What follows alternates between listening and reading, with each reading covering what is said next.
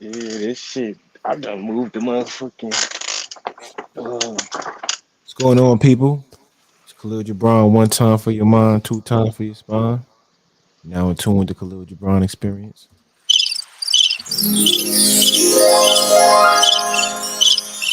We got a very special guest in the building. Five Trip, aka Triple I, aka Prezzy Trip in the building. You know what I'm Yo, saying? What's good, man? How you feeling? cooler, man.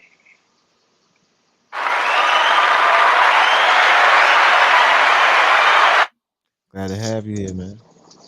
Glad to be here, man. What's going on with you? Cooling, cooling. Just wanted to get the people some understanding of our mythology, um, how we started, how we met, how you started on your path, the experiences that you went through that led to where you are now, and where you see yourself in the future.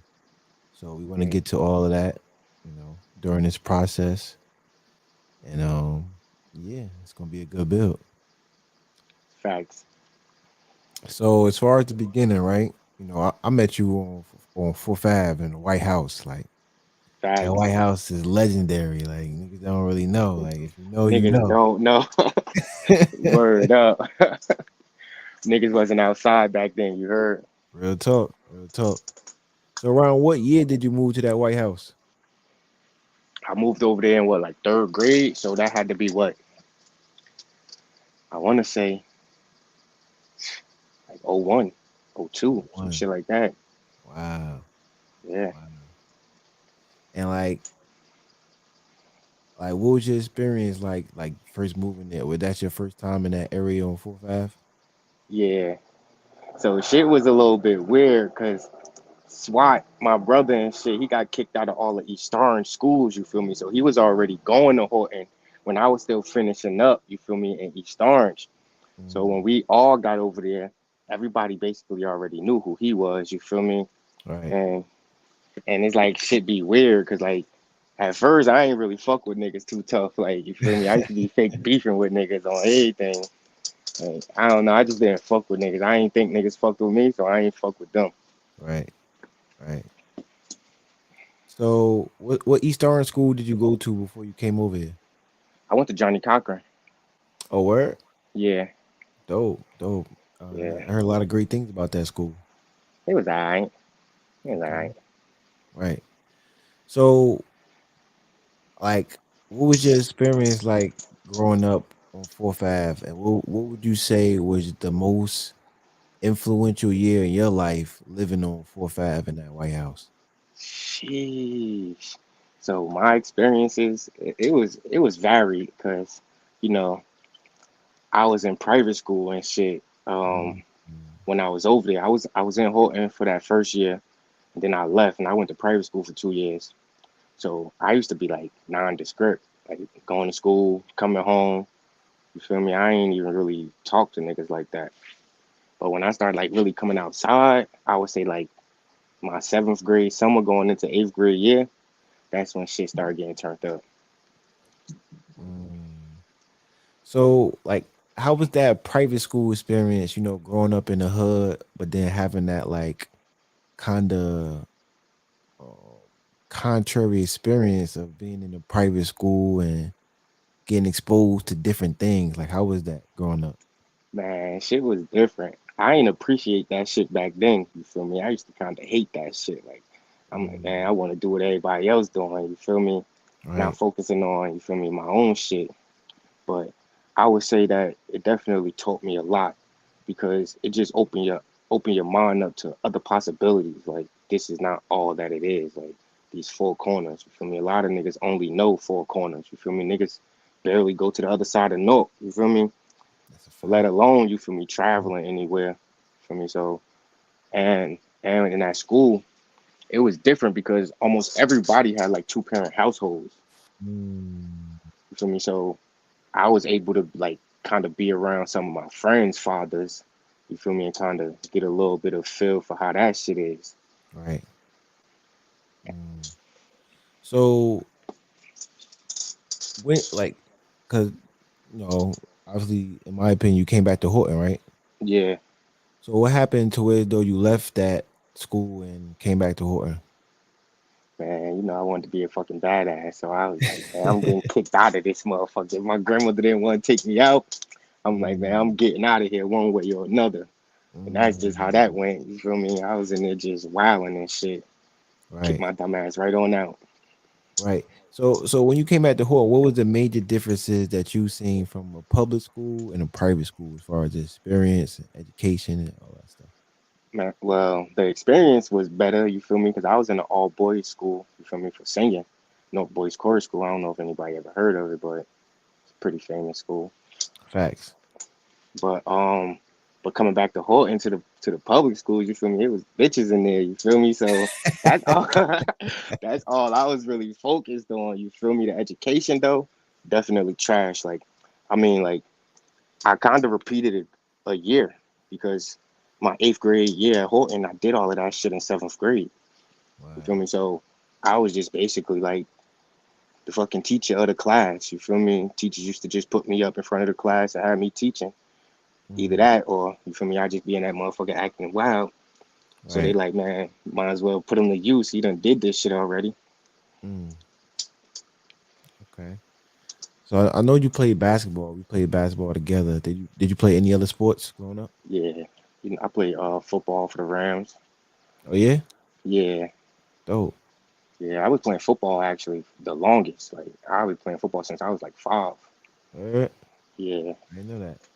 So like, what type of stuff would you say like football gave you? man, that should teach you definitely like motherfucking strength. Like Mm, you gotta like have that mental toughness playing right. football. Like Right. you can't be afraid, you feel me, of that contact. Nigga big, you feel me, you be on some scary shit. For me, then that's how you feel me, you end up hurting yourself, Real talk. hurting the team. For me, so it really give you that mental fortitude for me. And also too, like, cause my grandmother raised me, so it wasn't really a lot of men, you feel me, like that I was around growing up and playing Hmm. sports and shit like that. You feel me? That was the only chance that I was able to really see grown men like in that type of environment. Right. So you really just pick up on shit like how men move. You feel me? Type of shit men do. I definitely see that because that's like one of the last spaces where it's like it's like not like women not allowed, but just that's like the last men only space because it's like there is no girls football team. You know what I'm saying? Facts. It's only cheerleader. Right. So that's interesting. That's interesting. So after Horton, you went to Science Park High School, Yeah. and if I'm not mistaken, you went to a little bit of the old science, right? So they had the freshman class at history, huh? We was in the freshman class with history because they only had freshmen in their building at that time because it was a new school. Right. And our freshman class was so big because we were going to be the first ones in the new building. So we was Mm, in history until like maybe the winter break, and then after that, like January when we came back, we was in the new building. mm, okay. So like science was a popping school around that time. Like Nah, shit was definitely popping. I ain't gonna hold you. I remember in Nook, like science always had the best parties. Like you had to make sure you got your tickets in advance. You got there early. Like 'cause Yo, if you ain't had your stuff together, you was not getting in. Like yeah, you they used to call be your on some. mother, get back on the bus, cause Yeah, they wasn't with none of that shit. And I liked how they parties was because never really no drama afterwards. oh yeah, they had the best security too. I remember sometimes the security guards had mace used to be spraying in the air. And shit. Like they wasn't playing that at science. Yeah, Mm. but So by then though, I was like deep in the trenches though. Like you feel me? and I was now that's what I was going to go to next. So like what age did you really start like being outside and in the streets and like what inspired you to really take that leap off the porch in that way? no bullshit. I just was seeing the shit that my brother was doing. You feel me? The bitches he Mm, was fucking with, the money he was getting. I used to mm, wear all his motherfucking clothes and shit. He used to be mm. mad as hell. I'm like, man, I want some fresh shit too. Like, so Facts. I knew what he was doing to get that shit. So I'm like, shit, I'm gonna do the same thing. Right. Mm. How old you when that took place? Probably like eighth grade summer, 13, 14. Mm. So you already had your mind set on that before you even went to science. Yeah, I was already outside, like you feel me, before I got there. Like while I Mm. was in science, I used to skip mostly like half the week and be outside in the truck. Mm. So, what's some life lessons that you feel like you got from the trap that you still carry with you now? Don't trust nobody. Mm. Don't trust nobody. Motherfucking your man's will be the one to snake you. You gotta watch Facts. everybody. You feel me? And you gotta always keep your head on the swivel and protect yourself. You feel me? Because ain't nobody gonna do that shit for you. Mm. Also, too, one of the first things that I started to understand when I started really like getting off the porch is that it don't matter how old you is. Like once you off that porch, like you a man. Like you feel me? And niggas gonna treat you as such. So you Facts. gotta act as such. Facts. Wow. Hmm. So, how would you do? You think like I guess how would your life be different if say you would have never like been involved in the streets? Like, what type of person you think you would have been? Man, I probably would have been a neurosurgeon right now Mm. on everything. That was my whole main focus. Like really, when I was younger, I wanted to be a doctor. You feel me? I had read this book probably like third, fourth grade, Gifted Hands, book about Ben Carson. And ever since then, for me, that's just stuck with me. Like I wanted to do that shit, do surgery on babies and shit, brain Mm. surgery. Mm. So, do you feel like the streets like suffocate a lot of dreams? I wouldn't say suffocate a lot of dreams. I would just say that it's so enticing. Niggas think that they got a shortcut. You feel me? When really you taking the long way. Mm. But you don't understand that until you actually in it. You feel me? Because everybody could tell you taking a long way. You feel me? But when you looking at shit from the outside looking in, shit just be looking sweet. You feel me? So you be like, man, these niggas just hating. They don't want me to get money like them. You feel me? So you had people in your ear around that time trying to put you on game. Hell yeah. My brother was the main one. He used to be trying to fuck me up, but SWAT was always bagged. So once he got bagged, I was just able to do whatever I wanted. You feel me? Mm. Interesting. Interesting. So what if he never got back? Then what? I probably would have been on Roseville sneaking and shit, hustling. Right. I definitely wouldn't have been in the hood hustling though. Wow. So do you think it's the type of thing where it's like it's something that in our area where every young person that is enticed by it just has to go through it? Because it seems like when you try to tell young people like that's want to get into that, they like never listen and they always have to learn the hard way. Nah, I think they only got to learn the hard way because we don't give them no other options to do nothing. Like what Mm. else? Nobody wasn't giving me no other options how to make no money, how to do nothing. They just saying don't do this. Nah, fuck that. I'm trying to make money too. Like Right. now, if it was other shit, you feel me? Where it's like, all right, I can make money doing this, I can make money doing that. You feel me? And still, you feel me? Go to school and be legal. I probably would have took that option, but I wasn't even thinking like that back then. I was just looking at what was in front of me. Mm. Hmm. So I guess what's some things that you think that we could present to young people now that they could be like financially stable, so as though they don't have to take that path. And definitely putting kids on like all this new technology shit. You feel me? You want to teach them about, stocks and all of that shit, buying companies, owning companies, and also like just basically teaching them about like finances. You feel me? Teaching them how to open up a bank account, how to motherfucking pay their credit cards off and build up their credit score and shit like that. You feel me? So that when they do turn 18, their only option isn't just to get a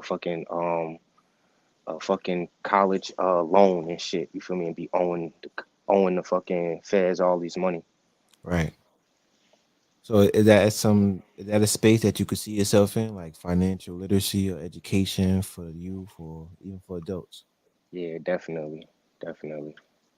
Right now, Mm. I just be trying to focus on, you feel me? my shit really. Like, cause you can't really try to teach some like you could teach somebody shit that you know as you learning it, but niggas not gonna really respect it until they see the success from it. What about children?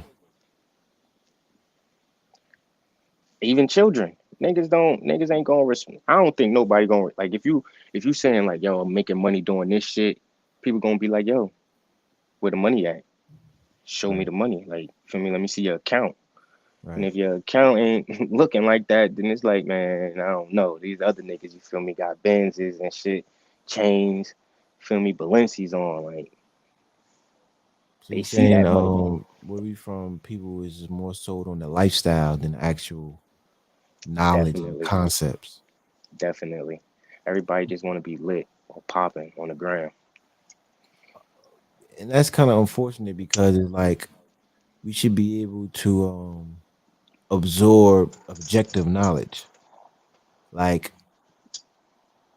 I shouldn't somebody shouldn't need to see your bank account to be able to receive like objective truth.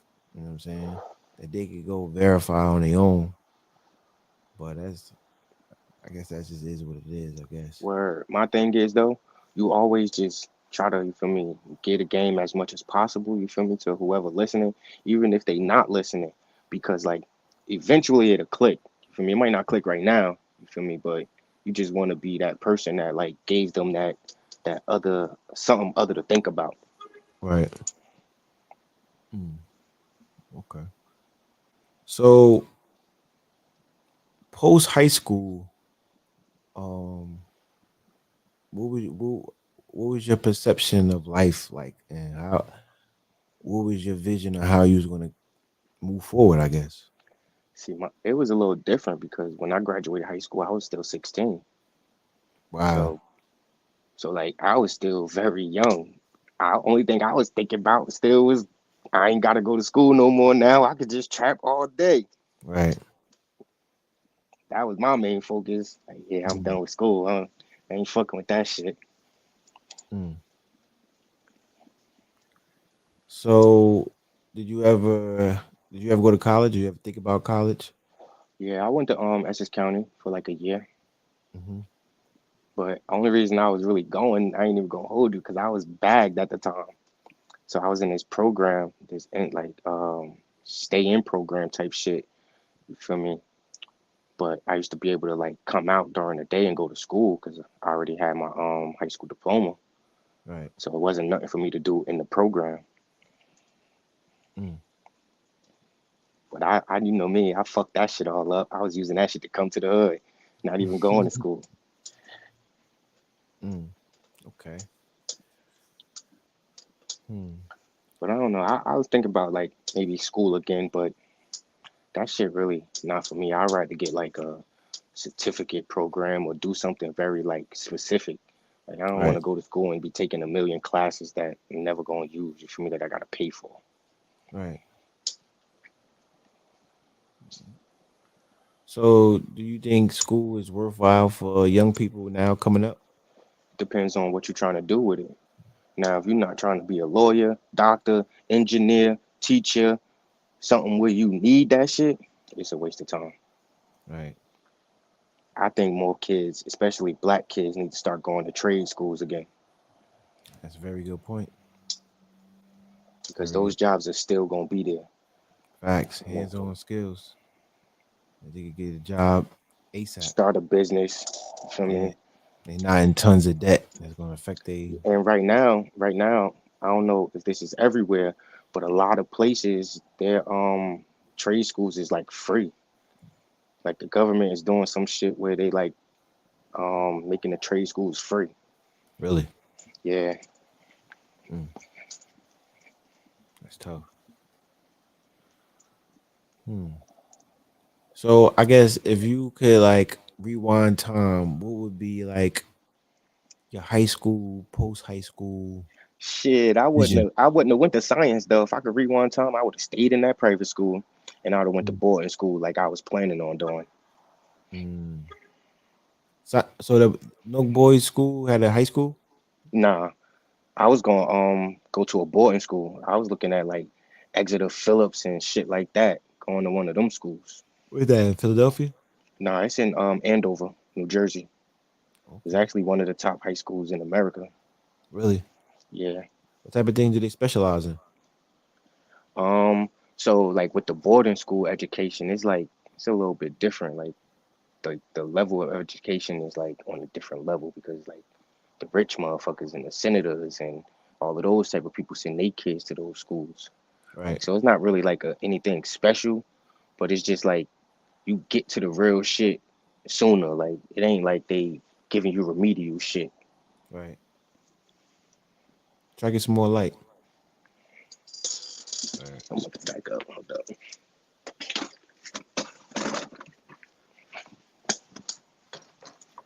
So like, you relocated now, like Hmm. outside of North, outside of your hometown.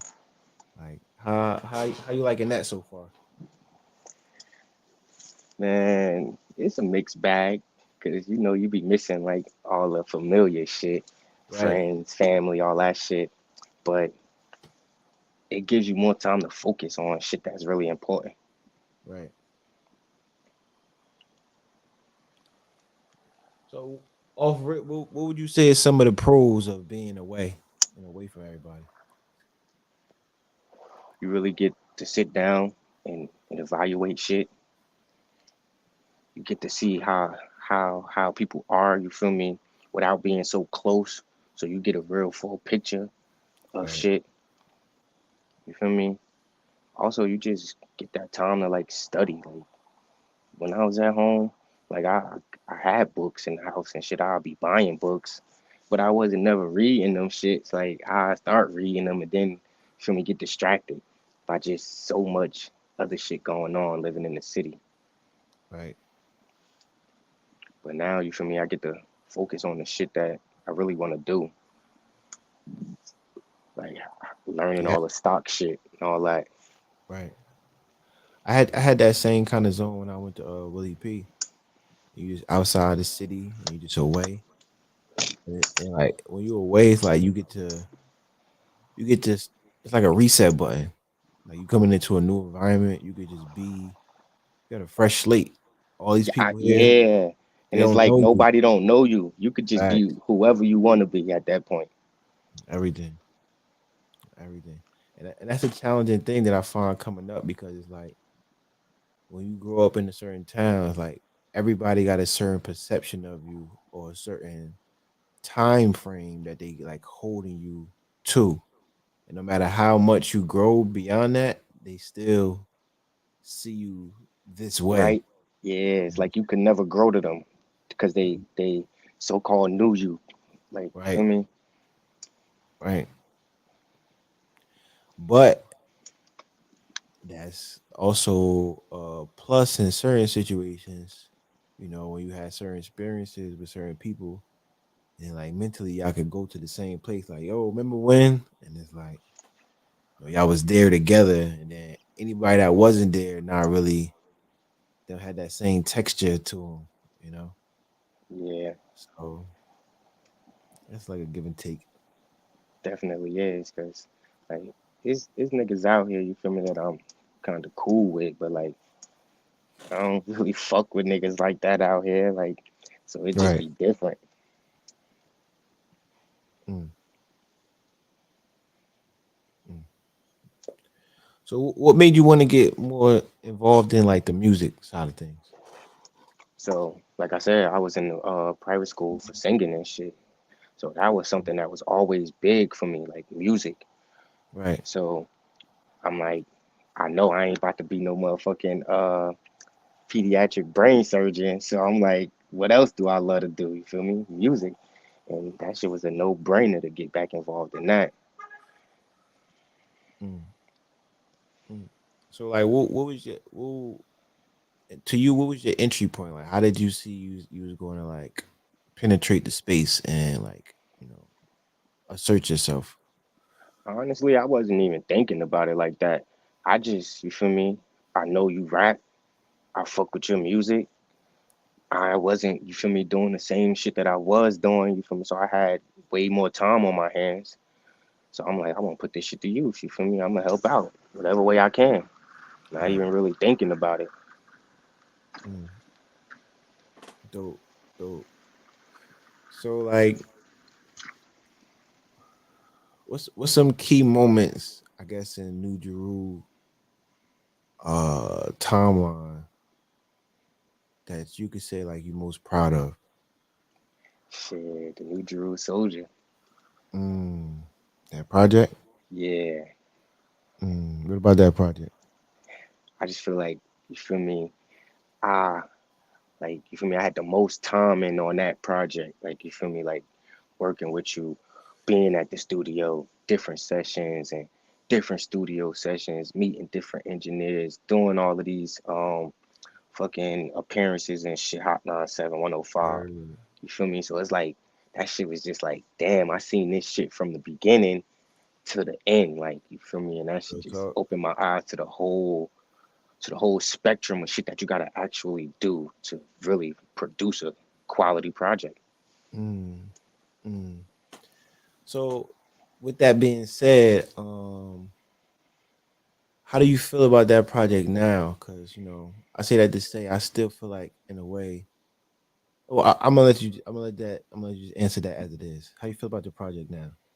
And do you feel like we should do more with it? And what more, if so, do you feel like we need to do with it?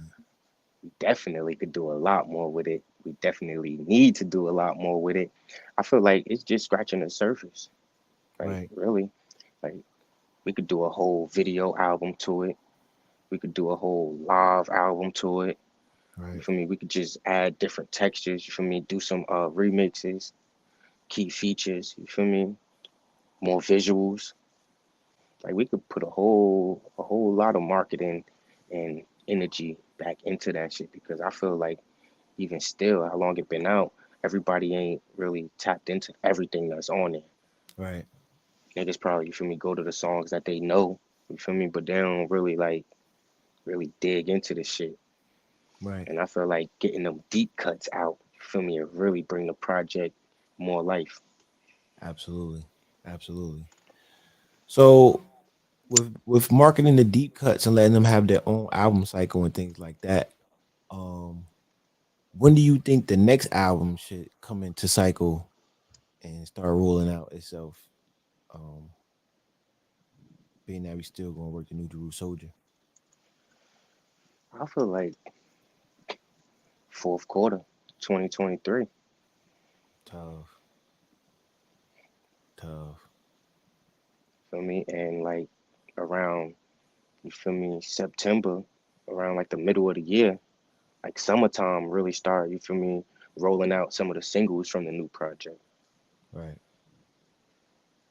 Tough. I like that. I like that. But I'm definitely feeling relaunching the New Jeru Soldier.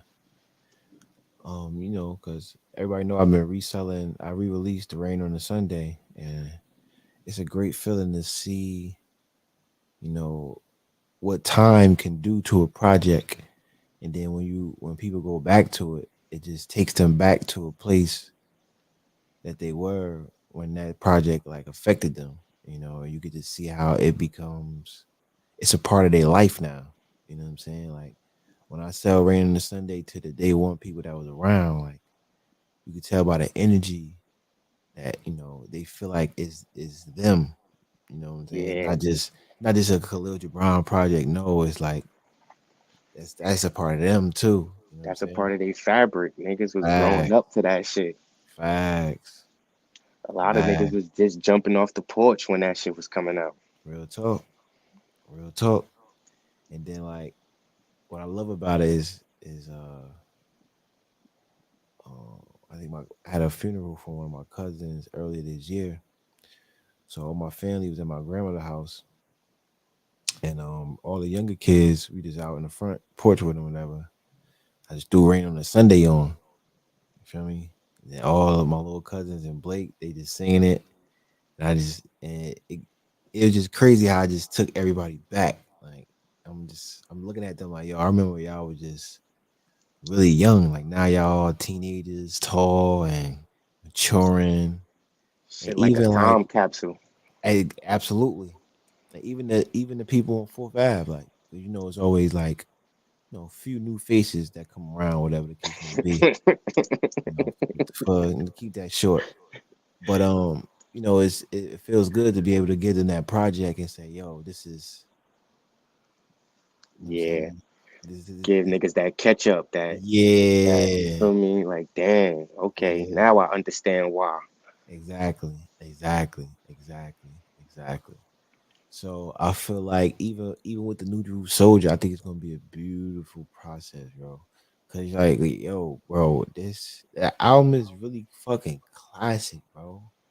Like literally, bro, that shit got fuck 12. Whoa. Love is King. Double it. Lose your face. Pussy song. I'm here now. With, Damn, with it that's or all not. bangers, bro. With it or not. New Jeru Guru. Star from the sky. That's my shit. Beauty Take and a the Beast. shot. Inferno. Beauty and the Beast. Damn, yeah, that's Like, like a nigga's greatest hits tape for real. come on. Come on. Come on. Like, come on. Like, niggas still like they ain't even really hear Beauty and the Beast yet. Like, I know they Nah, haven't. and I I'm know they ain't hear that Inferno or Star from the Sky. saying, word. I think Word. those should be the three that niggas really go Word. crazy with, Word. and a little bit of that Love Is King too. You gotta make a Love video is for that. King. I'm here now. Even Trap Stars they ain't really get no. Definitely didn't. You know what I'm saying? The only singles that got bang was Lose Your Face, Whoa, Fuck 12, Whoa, and that's really I probably say Neutral Guru a little bit. yeah. All right, You know what I'm saying? A but little bit. that one ain't really get no bang though. Not it didn't. It didn't. And it showed the power of marketing, like how certain songs need to have seasons and you know what I'm saying? Yeah. Um yeah. But I Wow. do like how you throwing out the singles. You feel me for from the new shit as well. Just keeping the audience engaged, Word letting them know that nigga this shit ain't stopping. Like on still more everything. hits. On everything. Cause it's gotta be that continuous flow. You gotta keep putting shit out. Um, you gotta be like a content machine, and Fact, it's reflected on how NBA YoungBoy dropping his music. bro. He dropped like 8 fucking albums this year, bro. Everything. Um, and it reminded me of how Lil Wayne used to drop when he just had mixtapes and just. So it's like, okay, I see what's going on. Yeah, you take up all the space. Facts. My nigga Brock tapped in. He said he messed with the video on 4-5. I don't remember the name though. I got a lot of videos on 4-5, boy. Word, word. Everything had more money, fuck 12, double it, Rich all niggas. rich niggas, like, and then all of them. Dollar in the Dream, yeah, Yeah, and then all of 'em. Trying to be heard.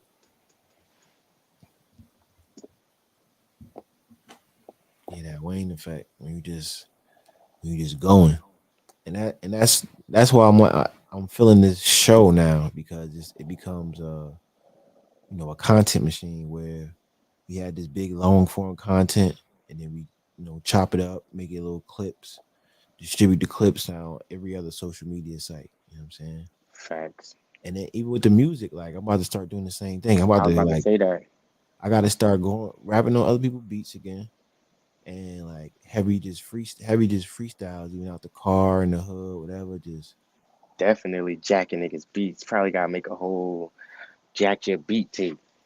yeah, but and I wanted to feel real underground. Like I wanted to have that like come up That grittiness. DVD texture. Yeah, like you just gotta like it's just like you can't reproduce this unless you really live in this way. You know what I'm saying? That's how I wanted to feel. But yeah, I'm definitely to spin back to the New Jerusalem Soldier. That's really a classic project, bro. Facts. Everything. And the crazy shit is, it ain't even really like getting no support yet. Word, word, word. Imagine being on the Joe Budden podcast. That's coming ASAP. That's coming. Yeah. Hey, yo, they really mentioned this up there, broski. Yo, I Damn. was dying. Yo, Damn. Joe Budden's like, damn, world small. Caught his Word. ass slipping. Nigga, I ain't like, yo, I met the dude the other day. Like, Word. Caught him hey, slipping. Like, yeah. word. So let's take this flick. Then just so Everything. happen that shit go viral. In the same week. Everything. I'm like, damn, I made this nigga's Patreon. I'm like, yo, that's what's Yeah. up. That's what's up. So it just leading the door. And then you know the mayor I that just get seen that. yeah, that joint just dropped. I like that Ebro posted it. I think that was dope. Nah, that's definitely dope. So it's like all these little portals is like be, Opening up. yeah, it's being warmed up for us just to come in and just be cozy when Hmm. we get there type shit. Like, you know what I'm saying? But I think the media is the hack through all these ways though. Because I swear to God, that's when shit started really like picking back up. Once like you feel me, the whole campaign shit with the mayor, you feel me, councilman, all of that shit. Right, You feel me? But once you kind of fell back from that shit, once everything got settled with all of that political shit, that media shit really turned shit back up. mm. So looking at this year in retrospect, right? Everything that happened, what would you feel like it was the highlights of this year? I feel like definitely the political campaigning. Mm. You feel me? Why you feel Giving like that was the highlight, and what value do you think that added to what we doing? I just think that it helped us as far as like in the city shit. Like niggas basically got the key to the city. Basically, You feel me? Like niggas really gonna have like we got our way with this shit now. You feel right, me? Like I feel like that's gonna just continue to grow and open up more doors. You feel me? right. But also it just show you the strength of your campaigning. Mm. Like, Yeah, because cause we like won't no see it come disrespect to so like quick. do it all. Like you feel me? A lot of young people don't really know. You feel me? Who he is and It's a fact. shit like that. Like you know what I'm talking about. They don't know his importance. You feel me? To the city. Facts, Niggas really started knowing who he was because he was with you. facts, facts.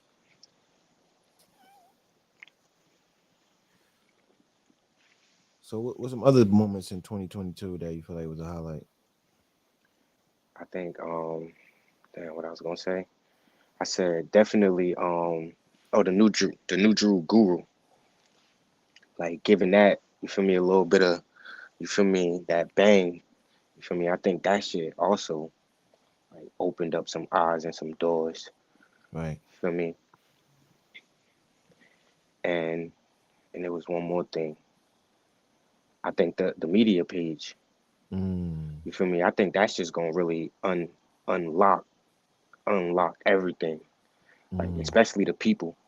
Right. Because I realized like being in sales, like people hate to be sold or Right. feel like they're being sold. So you feel me with the media pages, no pressure because niggas ain't selling them nothing. Like you feel me, niggas just giving them information, keeping them Words. updated. You feel me? Right. Mm. And I just seen Gary Vee talk about it, and he was like, that's why he invested in Tumblr Oh yeah, because instead of yeah, he said obviously it didn't work, whatever, but his philosophy was, all these other sites was you had to follow people, but Tumblr is like you was following things that you were interested in. I never And he even was knew how saying that shit now worked. that's why TikTok is winning now because they just give you more of what you interested in rather than you just following a person. Random shit. Yeah, Yeah, well, that yeah, makes sense. Make a lot of sense. yeah. Sometimes you be too early. Facts. I feel like that was us though. Yeah, Niggas was kind of ahead of the curve. yeah. Sometimes you gotta just keep your feet planted, hedge a little bit, you know, benefit of being ahead. Word. So to segue into something a little different, I want to talk about you and fatherhood. So, at what age did you become a father, and how was that journey for you stepping into it and maturing over time? Shit, I became a father when I was 15. Wow. Yeah, I had my first Mm, son. That shit was different because basically, like the whole first year, I was locked up. mm, Like I got bagged in like the end of November. My son's birthday, December 1st, mm. and I ain't come home. So he was like probably like 11 to 11 months, a year almost. Wow. Feel me? So that shit was already kind of difficult. And then like I was young as hell. Like I ain't even gonna hold you. I was scared to tell my grandmother that shit at first. Like I ain't Mhm. know what the fuck was going on, how the fuck that shit was going. At first I'm like, man, if I ignore this shit, it'll go away type shit. Right. You feel me? But then the whole baby was here, and I'm like, Mm. man, can't ignore this shit. Like, That had to be a and then crazy feeling at 15, at 14, however. yeah, like yeah, Mm. because only thing it's like yeah, I ignored that shit until it was like right in my face. But it's like, damn, I ain't had my father around. Do I want to be that same fucking? You feel me? Do I want to perpetuate that basically? Like, Right. so it's like, nah, I gotta motherfucking just you feel me? Step up, try to get shit done best I can. Right. You feel me? That shit mad hard. Shit, even now. But like, I would say like, I'm just kind of like getting my footing with that fatherhood shit. Like, when my son will be 15. You feel me? My oldest son anyway. Right. December 1st. So like, that shit is a process. I'll tell you Mm. that. You just gotta make sure you try not to make the same mistakes over and over again. You feel me? Because you're gonna make mistakes. Right. Mm. And how is it um parenting with someone? Like, how was that experience? Growing up and navigating, being new parents into something that you barely know anything about. Like, how was that? That shit is a whole process in itself. Because Mm. not only do you gotta be a parent to your kids, but like it ain't like it's just yours. Like for me, you created these things, these kids, you feel me, with somebody.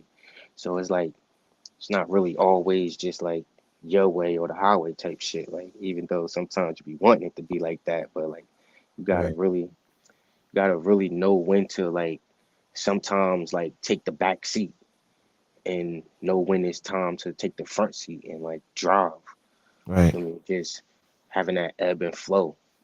Especially if you got like you feel me, the mother of your kid, somebody who you feel me on their shit, doing what they supposed to do. You feel me? You gotta really like and then her parents is like married and been married for you feel me her whole life. So she Right. got different insides on you feel me raising kids than I do. You feel me Facts. being raised by my grandmother. Mm. That's a deep point right there. Um, do you ever see those differences in real time where you could see like, you know, how her upbringing was different than yours? Do you ever see that in real time? Hell yeah. Well, yeah. Or is or Maybe is it not. mo- or is it more of an after thing? Like when you look back Yeah, on it, like, it's more of an after thing. Like damn, okay, now I see why I think it's like this, but now I understand why she feel like you feel me. It should be like that because right, that's what she seen working. You feel me? right. So do you ever communicate that to her? Like, I do see it this way now that I'm Yeah, but but still gotta. Nah, hell no, I'm right. I'm gone. Basically you gotta be an asshole about it, huh? Yeah, yeah, Okay, yeah. okay, I see. I see. So, you know, you have sons and a daughter. Yeah, my daughter just turned So 5. happy birthday to her. Yeah, happy birthday, Callie.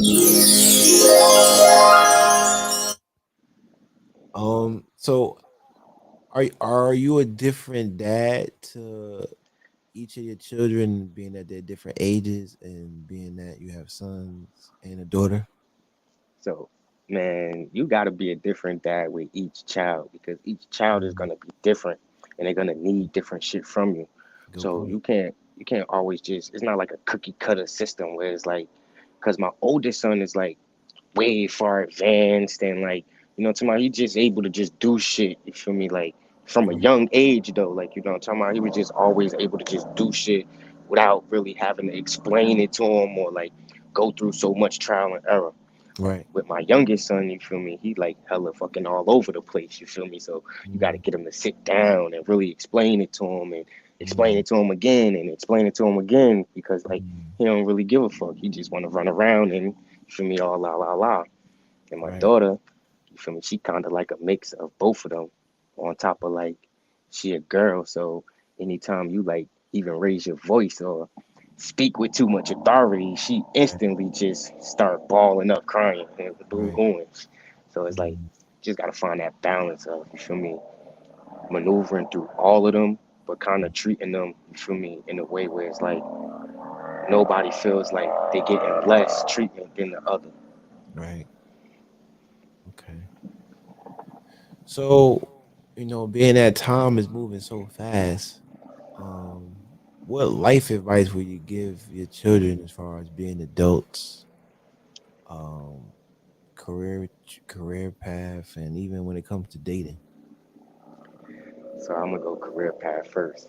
Mhm. Cause I only want my kids to either be lawyers, fucking economists, Mm, well, like being into like economics for me, or doctors, right, or like some type of business on, or even tech. Like you feel me, you gotta be into like some type of tech shit. You feel me, you gotta be tech savvy because that's where the world is going. Everything is digital nowadays.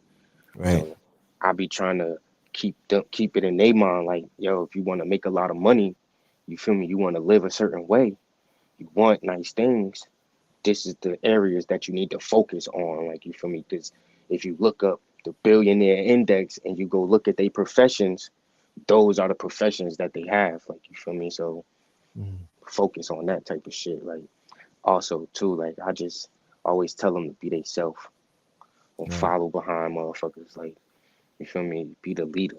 Like you feel me?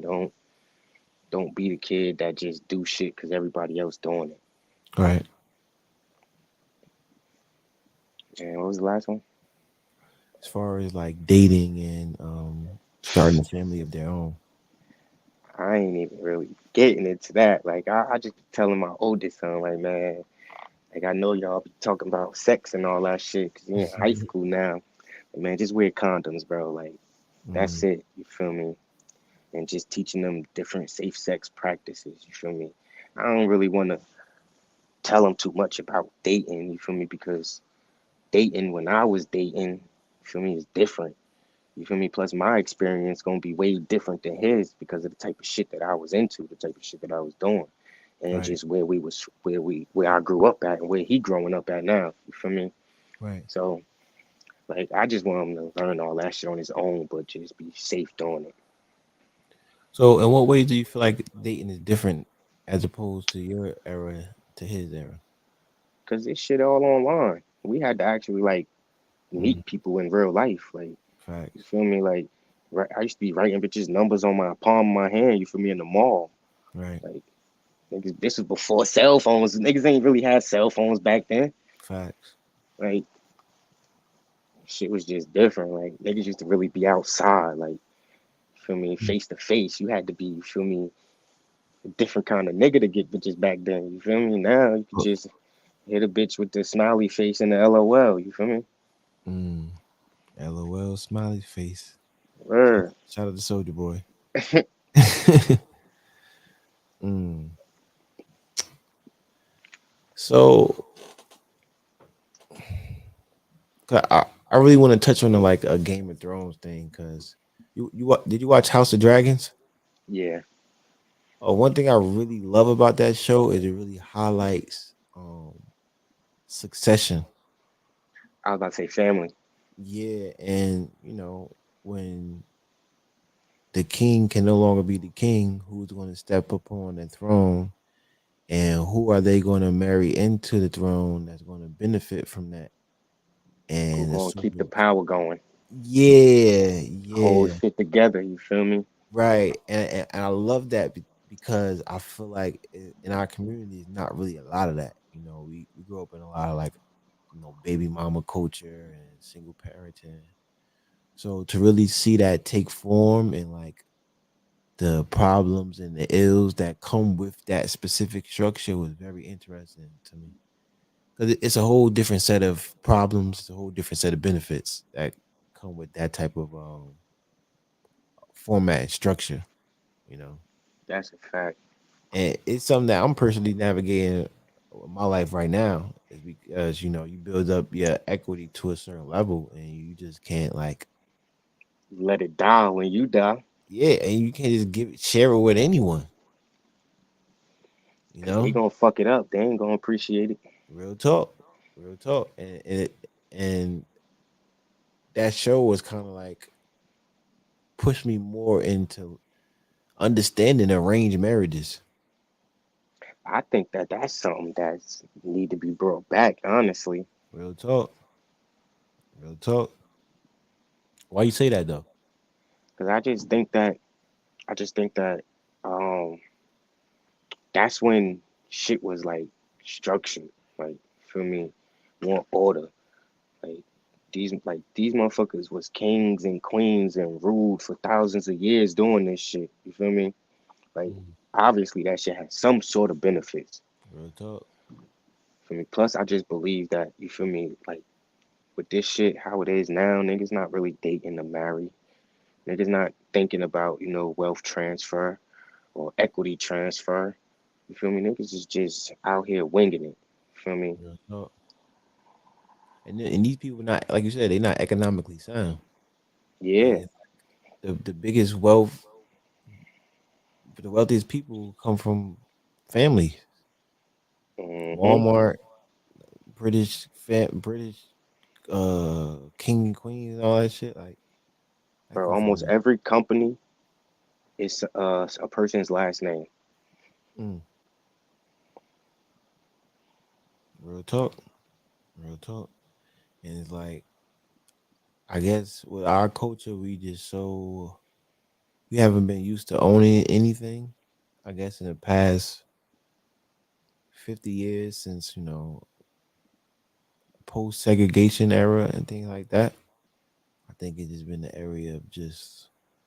'Cause I feel like Now I feel like niggas own shit, but we don't own the right shit. now that's true, but I'm speaking more so on I guess the togetherness of the black family. Because in my opinion, I feel like we was more together in like segregation era when we had something to stand up against. Then it's like when that kind of subsided and we was like more integrated in certain things. Yeah, I feel like the family started to like. But that's because we gave up our own shit to go and be a part of somebody else's. That's a fact. Mm, wow, wow. So I remember we spoke before, and you were saying that you been out the country. Yeah. So I want you to speak on your experiences on being outside of America and how did that make you look at America? Shit. So when I was in Bush school, we had did a tour around Europe. Paris, France, Switzerland, Germany, Prague, Czech Republic. That's tough. Czechoslovakia. Like, you feel me? Like, we was really like that shit was like literally the whole summer we was out there. Like, That's tough. so like that shit is like completely different. Like, you really don't see trash and shit like that. Like homeless people, like that shit not really a thing when you go to these places. You feel me? And Mm, also too, what I what stuck out early back then is like the sexuality is different. It's like when you get off the train in Germany, like you see porn posters, like you feel me, like mm, motherfuckers just naked everywhere, like that right, shit. Not people not like I guess they not making it as perverse. Like you feel right, me? It's a body. It's regular shit. Like you feel me? right. And just the way people eat too. The portions totally be different. Like we be out here motherfucking killing ourselves. You feel me? Stuffing all this food when we don't even really need all that. Like, Mm, niggas don't eat fruit. Niggas don't eat fresh produce and shit like that. Motherfuckers be cooking like, cause we had went out there and we stayed with like a host family too, a couple of them in different spots. So we got to see like, you feel me, how they was living. Like, man, that should just be different. Motherfuckers not living on top of each other. right. It's just space, it's room. Everybody polite. Mm, wow. But also, I was still, what, sixth, seventh grade then. So we only was able to see shit through certain lenses. Right, right. Had a little filter on it, PG-13 filter. Yeah, Mm. That's still amazing to go on a European tour that young. yeah. Wow. Now with that school, we traveled everywhere. Like we was in California, Florida, Maryland. Like we was traveling everywhere, like every year. Mm, And at that school, I think every 2 years. So every graduating eighth grade class goes on overseas tour right. at least once. That's tough. And throughout the year, like during the school year, we doing like little mini tours and shit. Like performed at Carnegie Hall, performed at NJ Pack. Mm, Yeah, we used to be outside. that's a great school. Yeah, So are they still open? yeah, Mm, they still there. mm. So how you feel about the school your children go to now? Trash, trash. Need to move to a way better district. Really? Yeah, What makes them trash? like schools don't even give out homework out here. Mm, Like they didn't get homework since we moved out here. wow.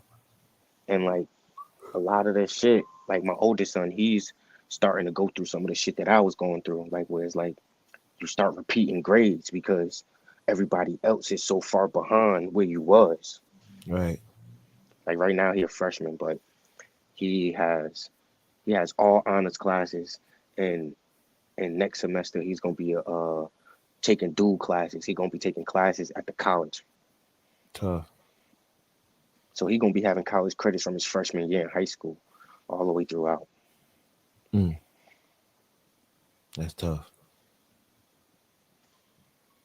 That's tough. Mm. So is he thinking about college? Yeah, he wants to be like a programmer. Really? Hmm. Tough.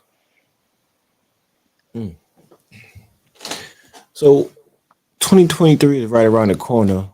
What's some goals that you have in your vision that you really want to really go at on 2023 and knock out?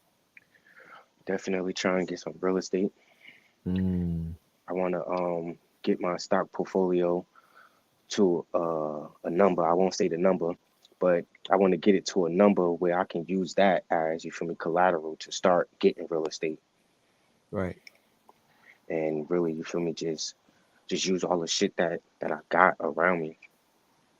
Like Mm, because if I use that as collateral, I won't even have to really like put up no bread. I might have to make the little first initial down payment type shit. You feel me? But I'm already gonna be backed by something because I got cash in my stocks. right. Mm. So I want to get to a little current events. We see a lot of things in the media these days about Kanye West and Kyrie and the quote unquote untouchable community. What are your views on that and everything that has just taken place?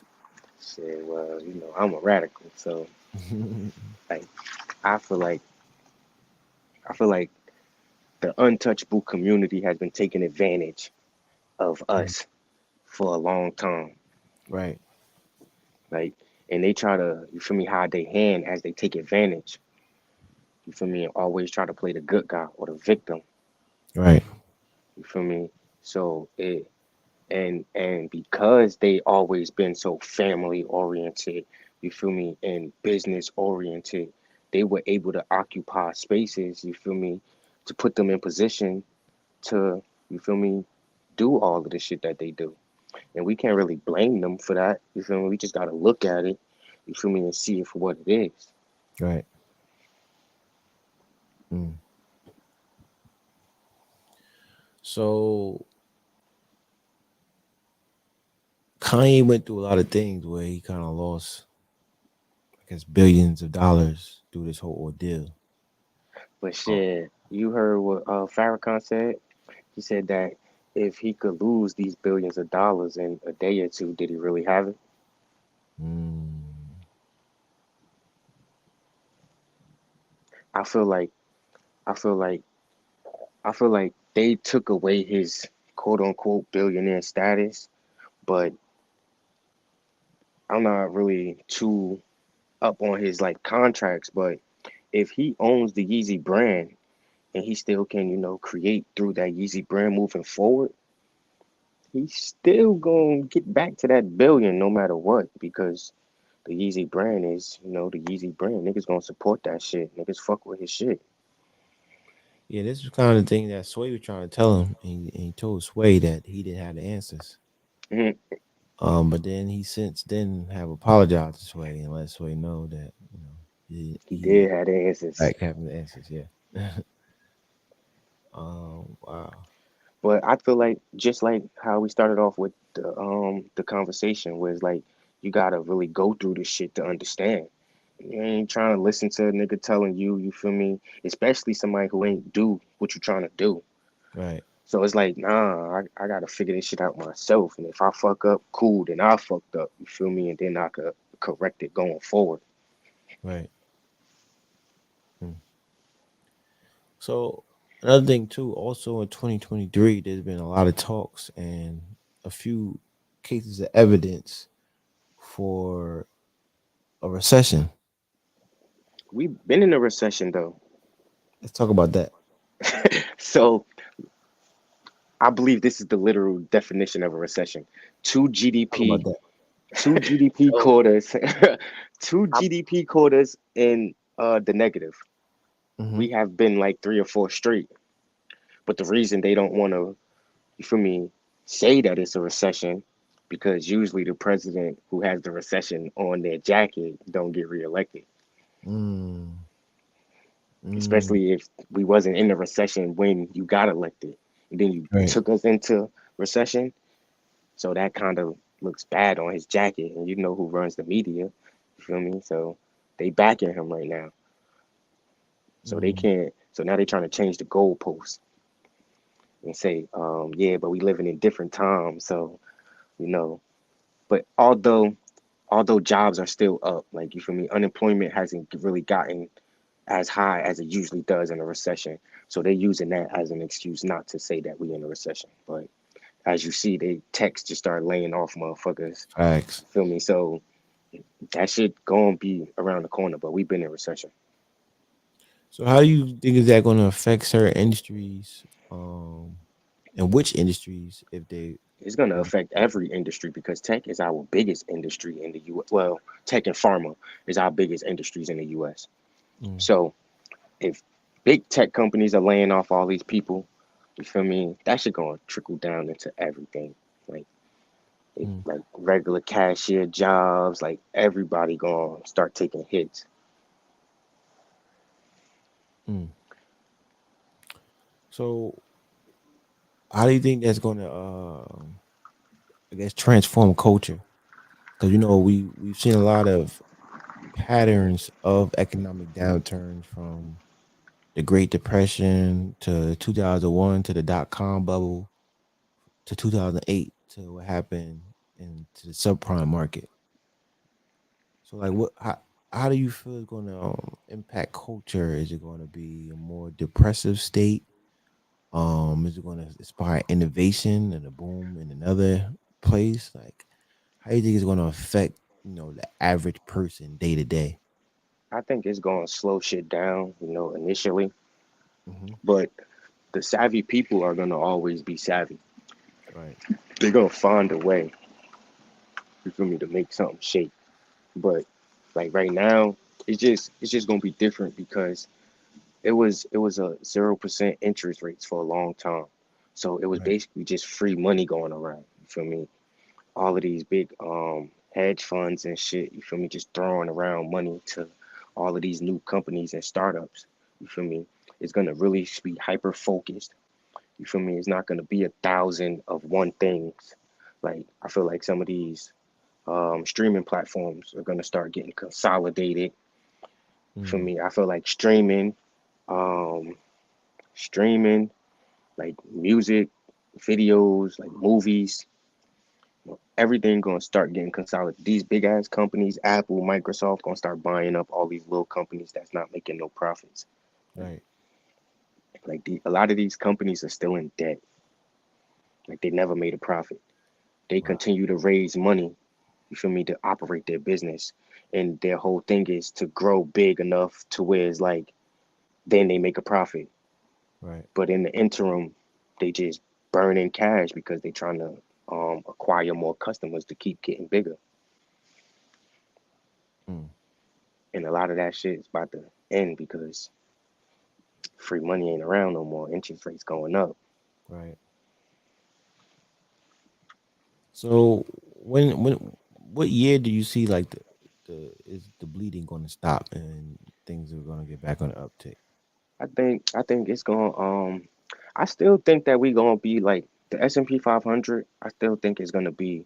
It's not gonna be in a negative at the end of this year. I think the S&P 500 is still gonna be up 2 to 5%.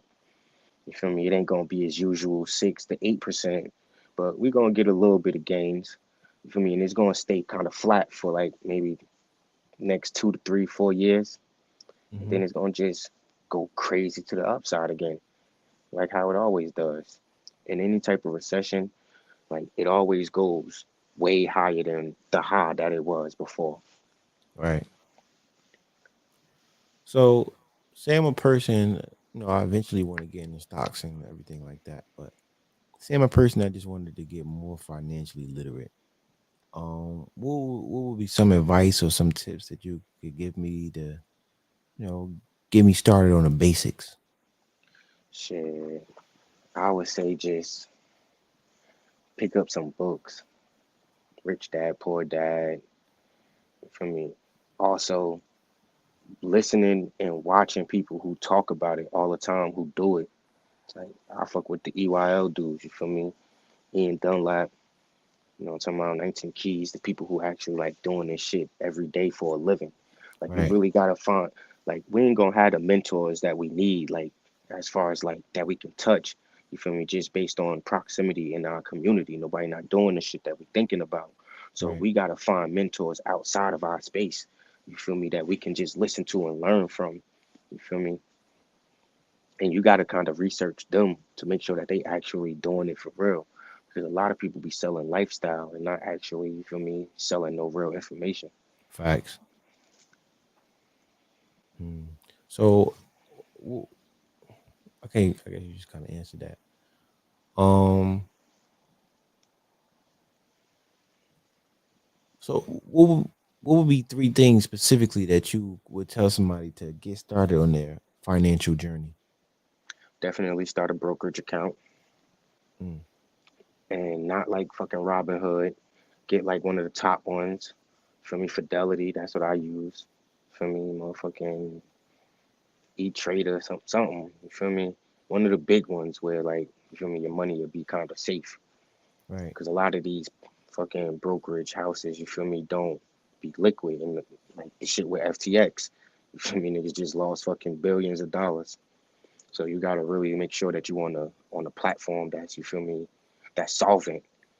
You feel me, where your money gonna be safe, where they backed by, like, the government and their whole, insurance system. You feel me?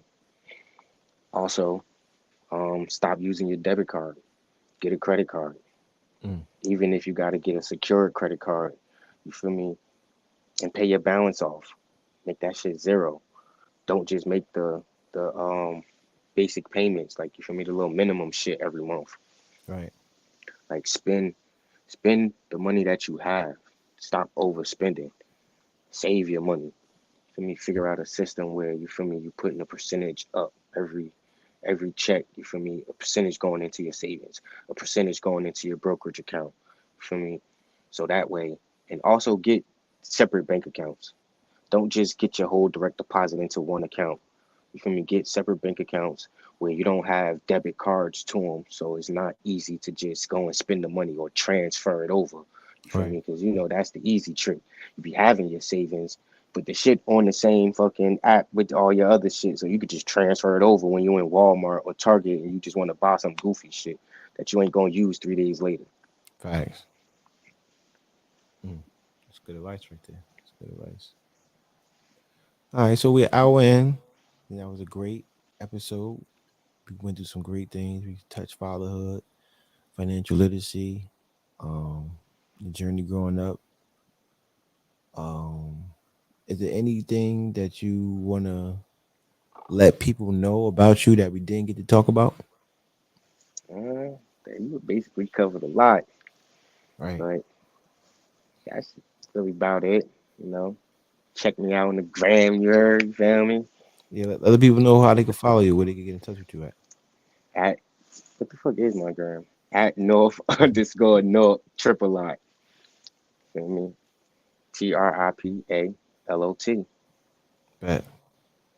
Feel me? Follow the New Jerusalem Media, New Facts. Jerusalem Records, Khalil Jibran. Facts.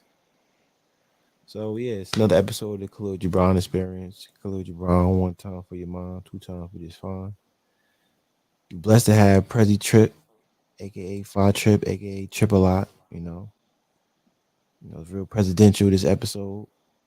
I hope you got a more inside look on who the president of New Jerusalem Records is, or who's influencing a lot of these moves that y'all see behind the scenes. Who's going to be in control of a lot of things moving forward, and a lot of you guys are going to be trying to reach out to me, and you gotta hit file. So you better watch this interview, know how to get on his good side if you're looking to do something. And hoping this interview was a great insight for you to be able to do that. And for all the artists, man, y'all hitting people up randomly, have a fucking budget, bro. Mm, Like something is better than nothing. I'll tell you that. facts, facts. There you go. Wild words from Prezzy Trip, man. There we go. Anything else before we close out? That's it, man. We out of here. That's it. New Jeru. Dream do come true. Facts. Peace.